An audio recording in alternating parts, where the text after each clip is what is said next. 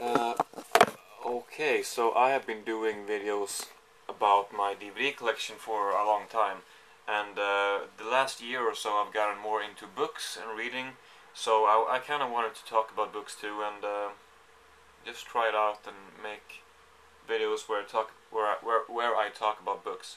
So this one will be it's called recent book purchases, uh, but some of these aren't extremely recent, but I have a big pile of stuff here, and I'm not going to be able to go through them all in this video, but I'll go through some of them now, and yeah. So let's just start out with Anne Frank Remembered, the story of the woman who helped to hide the Frank family, and this is by Meet Geese or Meet Ques. I'm not sure how to pronounce her name, but she, if you didn't know, yeah, it's the story of the woman who helped to hide the Frank family during World War II, from 42 to 44 or something. They were hidden in Amsterdam at Prinsengracht 263, I think. I don't know Dutch. I apologize. And yeah, she worked for Otto Frank Miep.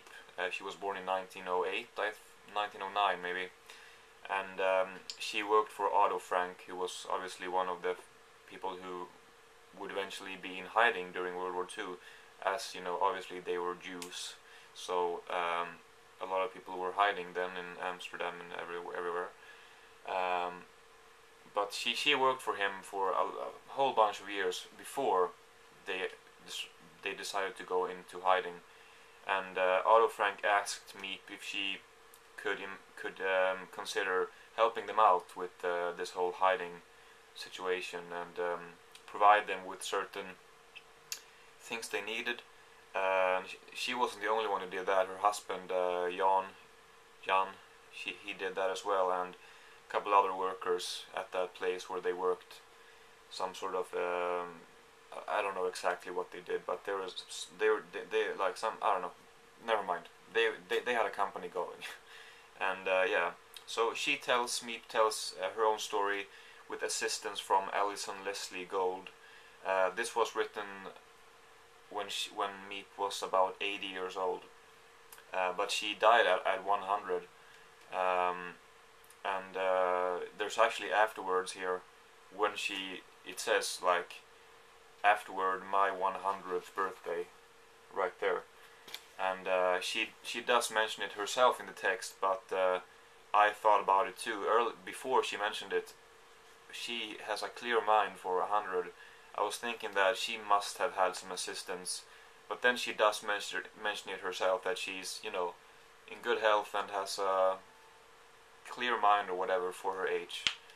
So I thought that, okay, well, I guess that sort of explains it. But I think she probably, maybe she had help from the same person 20 years ago, or 23 or whatever, or yeah, well. But anyway, it's very interesting to listen to her story of what happened, you know, from her perspective, and sort of also to draw some sort of comparisons between this and Anne Frank's diary. For example, one interesting thing was Dussel, or that's what Anne calls him, Albert Dussel, I think, something like that. And but his real name was Fritz Pfeffer, and Meep thought that he was a great man. But when you read Anne Frank's diary, he comes off as a total asshole. So yeah, he's presented in two very different ways in this one and Anne Frank's diary. So anyway, very well written, and she can recall every detail very well. Again, for her age, and well, just in general too. And I don't know, it was good for sure. Then I guess why not following the World War II theme, uh, although that sounds a little wrong, but anyway, Night by Elie Wiesel or something.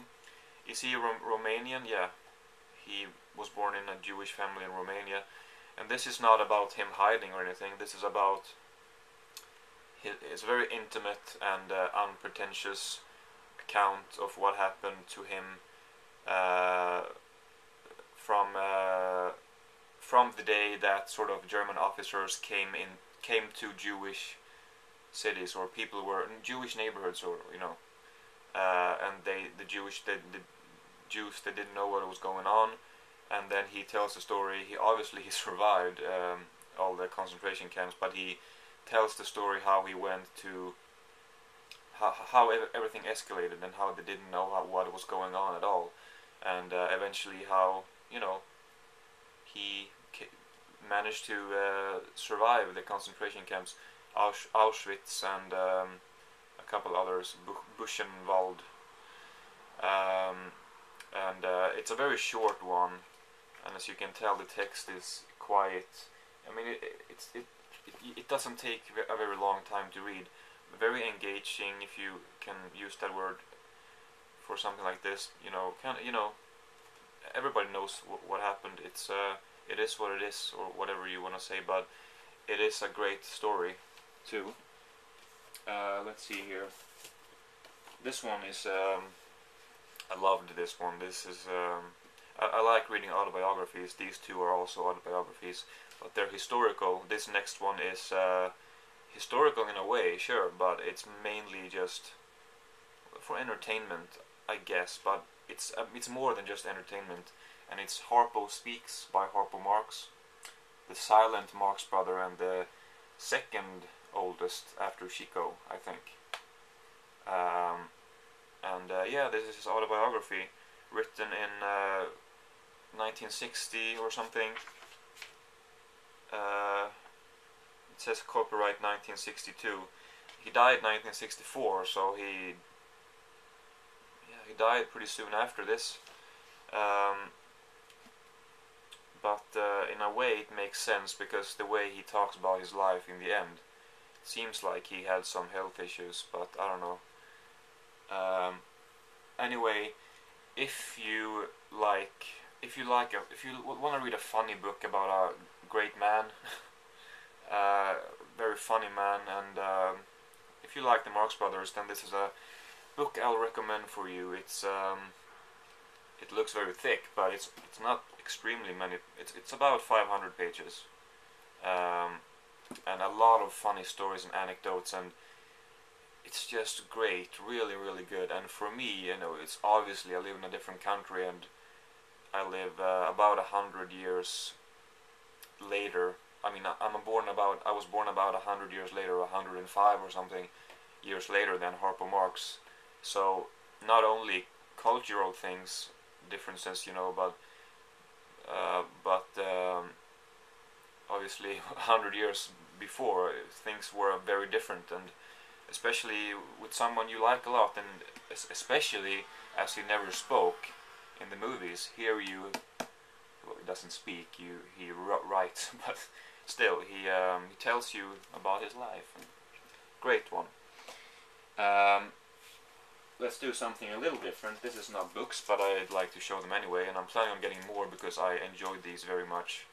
And it's the Simpsons comics collection. I believe this is the first collection, and this is the second, so they are in a different size. This one is bigger. You have the four. This contains the first 4 Simpson comics, and you have the individual covers on the back there. You also have Bart reading this very comic on the front, so that it's like one of these never-ending effects or whatever, of there's the book in the book in the book in the book, and etc. Obviously you can't see too far. It's like the 4th book, counting the book itself, is how far you can see into the picture, if you know what I mean. But still, I like that whole idea. You know what I mean. Hope you know what I mean. Yeah, I enjoyed these very much. There's also short stories, not just about Simpsons, but well, I think they were in the actual original volumes. I'm not sure, but I think so. but like you have shorter ones in between, like Mac Bane Comics big anti-gun issue there, and then very very short, a couple pages, and then there's one about Otto when he drives the bus and there's zombies and he's driving through the desert. Pretty cool one. I love The Simpsons, and I kind of figured, well, since they only release the seasons about once every year, the 15th coming in December, 3rd of December or something, 8th of December maybe, whatever. I kind of don't want to be without The Simpsons for a whole year at a time, you know, so I decided to read some comics, and I definitely liked it. I have never read comics before, really, but I liked it. So these are the first 2 volumes of the collections of the comics, and so I will be getting more of them for sure. I kind of wish that they were in the same size, but it's not a big deal. Let me just check the time here, actually. I need to... Unfortunately, I need to move the camera for that, but anyway, I could use a timer next time. Let's see what else we have here. This is a kind of a silly one, but maybe a guilty pleasure. It's Everything and a Kite by Ray Romano. Yeah, this one is basically... This one I read in a little over 24 hours in 2 sittings. Not unusual maybe for people, but for me it is. But this one, I mean, the text goes by very very quick. But it's about Ray Romano, you know him from Everybody Loves Raymond, and this one was written right after he started the show, or right after he got the part or whatever. And he takes a comical look at what it basically says here. The star of Everybody Loves Raymond makes you laugh about single life, married life, and parent life. It's not an autobiography, but it's autobiographical to some extent, because, well, some of it I guess he kind of made up, but a lot of it probably happened to him, and maybe he exaggerated a little bit in most cases. And he takes different situations and scenarios or whatever that you have in single life, like dating, and he tells you funny stories of that, and rules, and just funny stuff basically. And then married life, like, well, problems with the wife. He can't watch football. There's and do you think once you get married you will have a lot of sex? No. And he tells you about that whole thing, and everything that he might have experienced that he think would be a funny anecdote, and you know, semi-autobiographical little story. It's kind of fun. I liked it for sure. Yeah, very non-artsy, you know, like it's just fun. I think many people might not be into this, but I thought that it was very enjoyable. So let's see, we can take these 3 next. There's a 6th part as well, but he did not write that himself. The last 3 parts, not counting the 6th one, of Hitchhiker's Guide to the Galaxy. So let's see which parts we have. I don't know, man. 3rd one here. These are in Swedish. I'm Swedish myself, if you don't know that already from watching my videos. I mean, if you haven't seen my videos, you might not know. The other ones I've shown you so far are in English, so I read in both English and Swedish, but some I prefer to read in Swedish. And this is the 4th part here, and then the 5th part. They're pretty. I like these books. They look good together, and imagine 2 more here. Look pretty good on the shelf. My dad has the 2nd one right now. He just borrowed the 1st one and read that one, so I don't have the 2nd one. But why that would be important, I'm not sure. But anyway, 1st part is the best. But all in all, it's a lot of fun. Obviously, I don't know what to say about it. Everybody knows about these, and I attempted to read them when I was maybe 11 or 12, but I think it was too early for me because I remember a lot of stuff from it, but now when I read it again, they're not the same. I mean, you know, when you read stories, you make up these certain images and you know, sceneries in your head, and the ones that I remember from before, which I still had in here, they were not the same really. They were pretty different. So yeah, but that's yeah, I don't know. I've become smarter. I'm not so smart, but that's, you know, makes sense. I was only about 12, as I said. So anyway,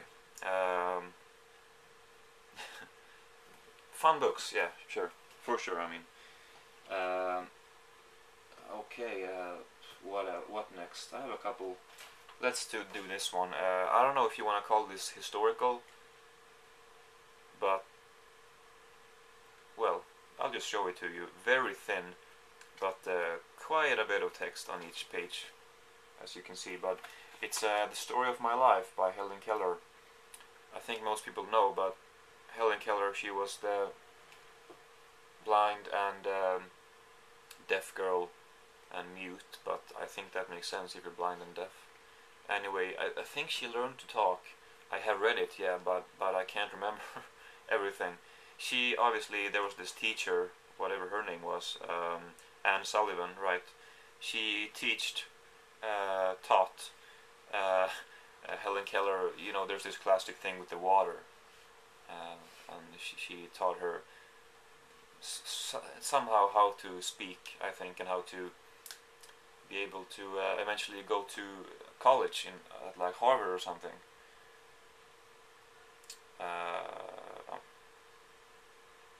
I don't know if it was Harvard. It says Radcliffe here, but I don't know if that's a college or a high school. Sorry. So I excuse my ignorance. But anyway, what else can I say? I mean, she writes incredibly well, and for not having, you know, thought many thoughts as word. I mean, you know, she was an illiterate, you know, obviously, but it was more than that. You know, she was just in here. Shit, I'm explaining this terribly. I'm sorry. You know, considering how her situation, you know, not being able to see, hear, or talk, and anything. From there to writing this, not that long after. This was like when she was 20 or 22 or something like that. That's incredible. I mean, I'm in awe when I read this. It's not what I would normally read, but I felt like reading it, and but yeah, I recommend it. I'm sorry for not being able to say better things about that one. I don't know. I'll do one more and then I'll stop. This one I loved, another autobiography. A Comic's Life Born Standing Up by Steve Martin. I think most people know Steve Martin from often kind of mediocre comedy films, but he was famous in the late 70s and a little bit early 80s for stand-up that was just not something that the audience had never, the public had never seen before. He made something completely different and bizarre out of the stand-up acts that he did. And here it's an autobiography, but he tells mainly about his life up until when he quit. After all, it says